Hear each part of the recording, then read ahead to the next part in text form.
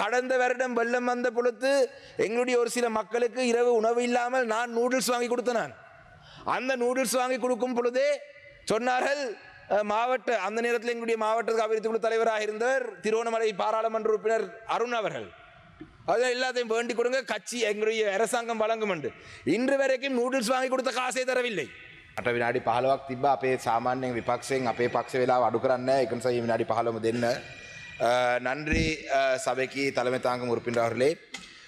இன்று கார்த்திகை 27 மாவீரர் தினம். இது மாவீரர் வாரம். இந்த வாரத்திலே உண்மையிலே எங்களுடைய மண்ணுக்காகவும் மண்ணினுடைய விடுதலைக்காகவும் தமிழ் மக்களுடைய எதிர்காலத்துக்காகவும் தங்களை தியாகம் செய்த அனைத்து மாவீரர்களுக்கும் இந்த உயரிய சபையிலே நான் முதலாவது அஞ்சலி செலுத்த விரும்புகிறேன். உண்மையிலே இந்த தேசிய மக்கள் சக்தி அரசாங்கத்தினுடைய இரண்டாவது வருடம், அதாவது தேசிய மக்கள் சக்தி ஆட்சிக்கு வந்ததுக்கு பிற்பாடு மாவீரர் தினம் வந்திருக்கும் இரண்டாவது முறை. கடந்த வருடம் இருந்தது, இந்த வருடம் இருக்கின்றது. இந்த வருடத்திலே உண்மையிலே தேசிய மக்கள் சக்தி அரசாங்கத்துக்கு நாங்கள் நன்றி சொல்ல வேண்டும். வடக்கு கிழக்கு பூராகவும் மக்களுக்கு மிக சுதந்திரமான முறையிலே தங்களுடைய அஞ்சலிகளை செலுத்துவதற்கான வாய்ப்பை இந்த தேசிய மக்கள் சக்தி அரசாங்கம் வழங்கியிருக்கின்றது.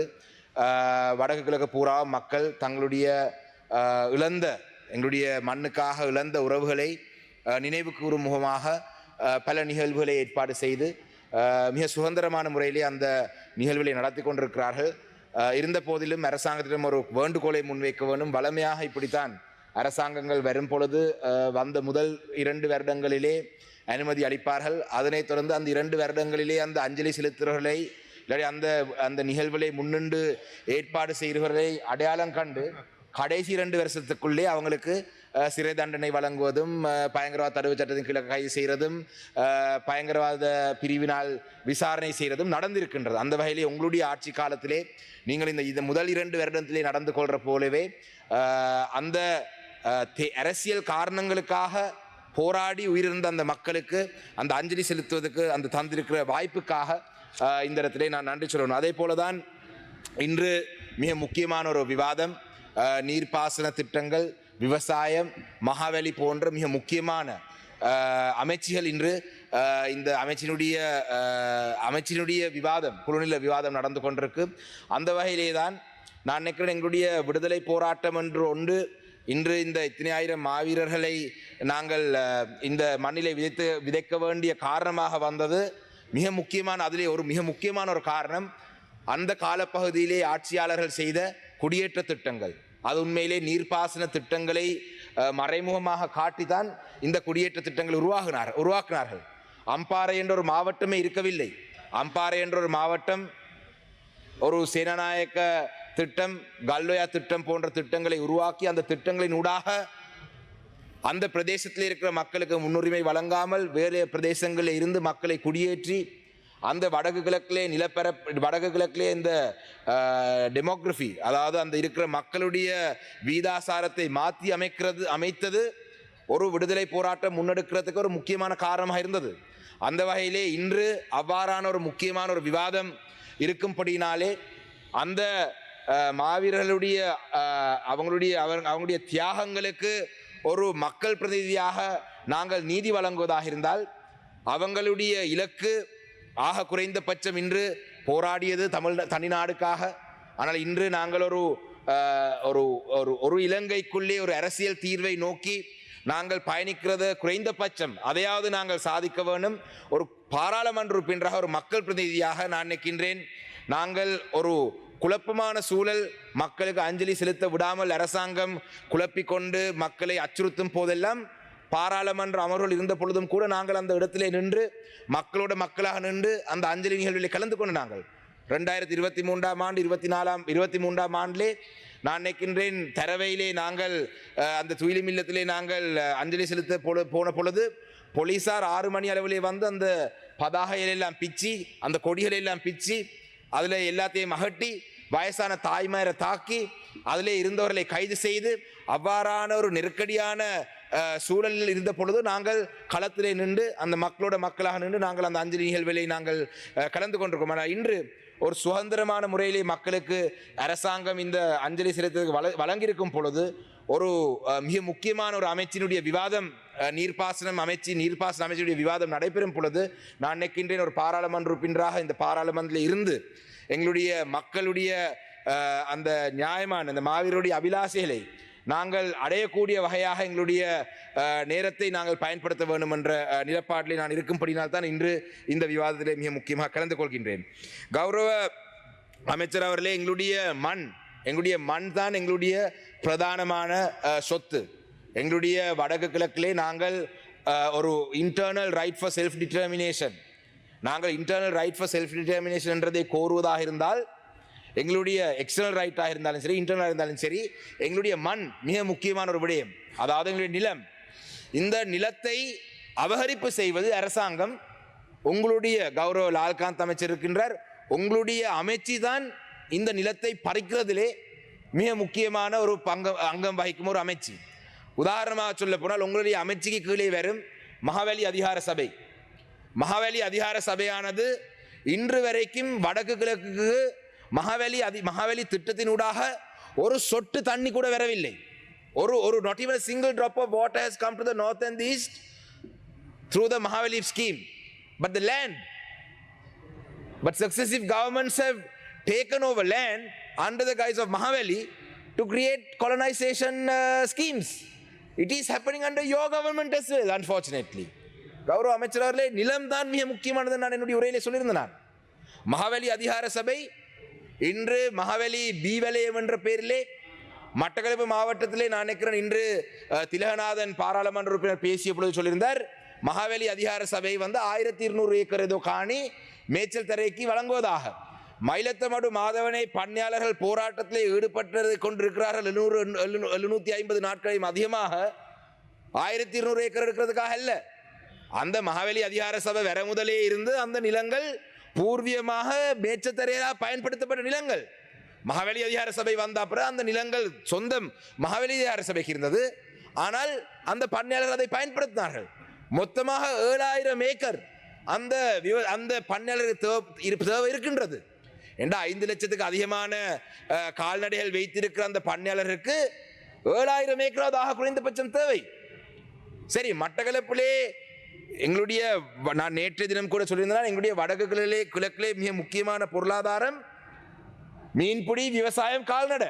மீன்பிடியை அழித்துக் கொண்டிருக்கிறார்கள் உங்களுடைய அமைச்சர்கள்.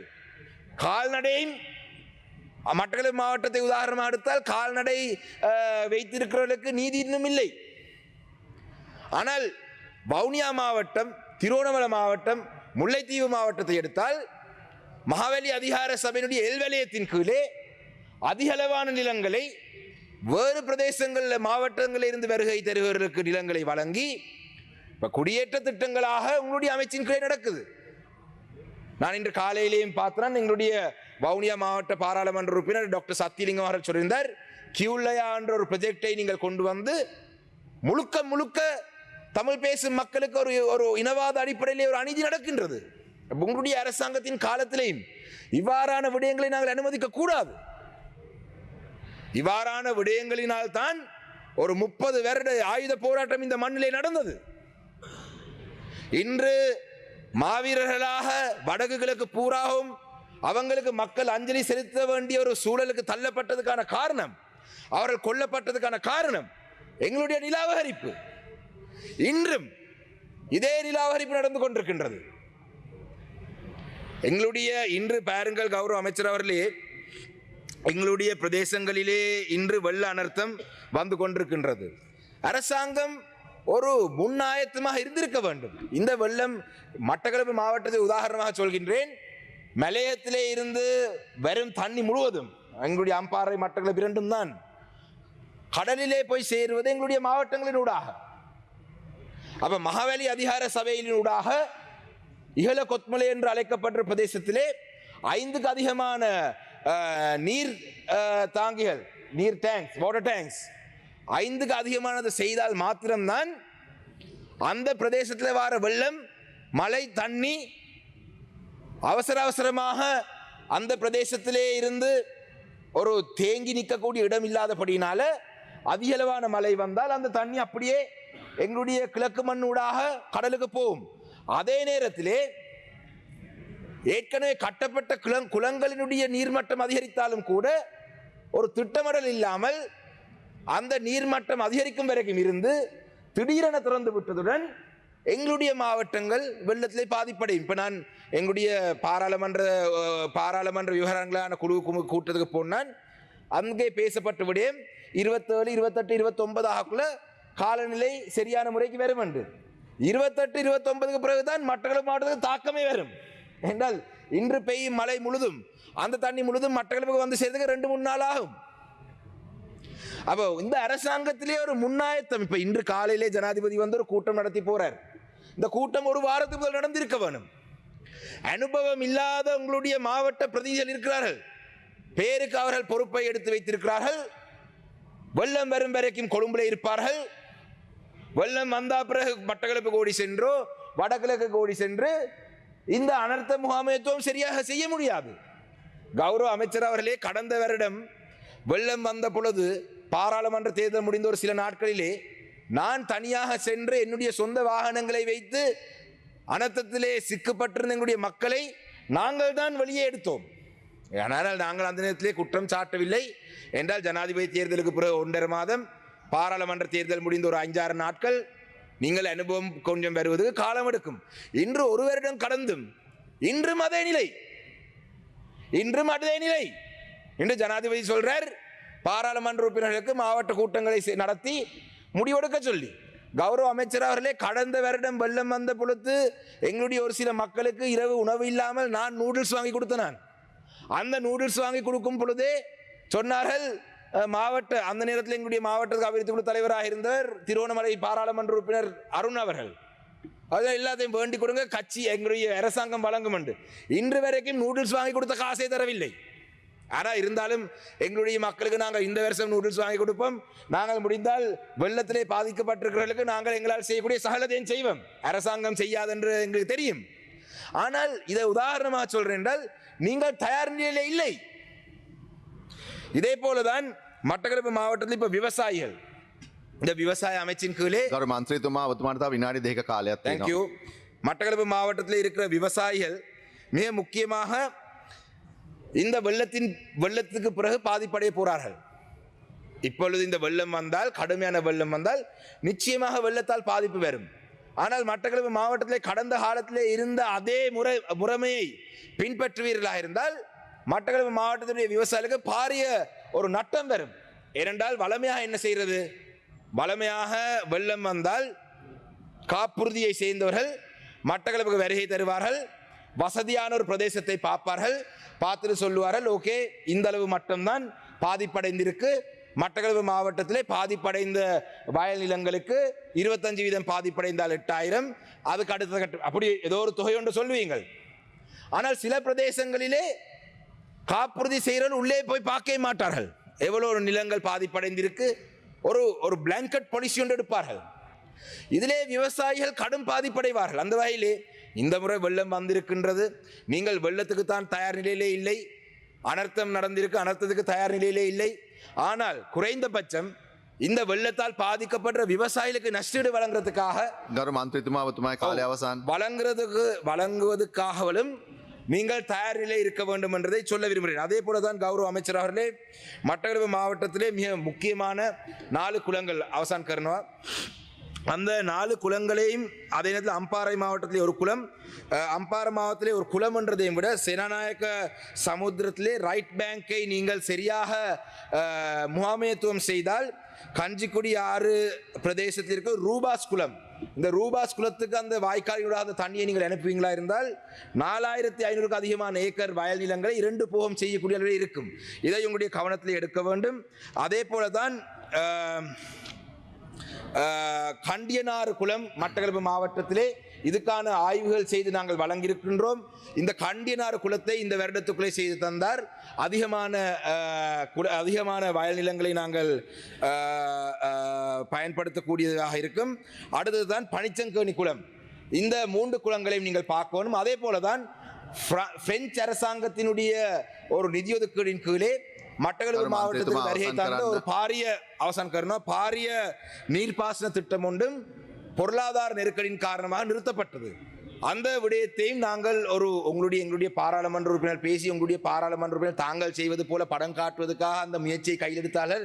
என்ன நடந்தது அந்த விடயத்திலேயும் நீங்கள் கவனம் செலுத்த வேண்டும் என்று கேட்டு விடைபெறுகிறேன். நன்றி.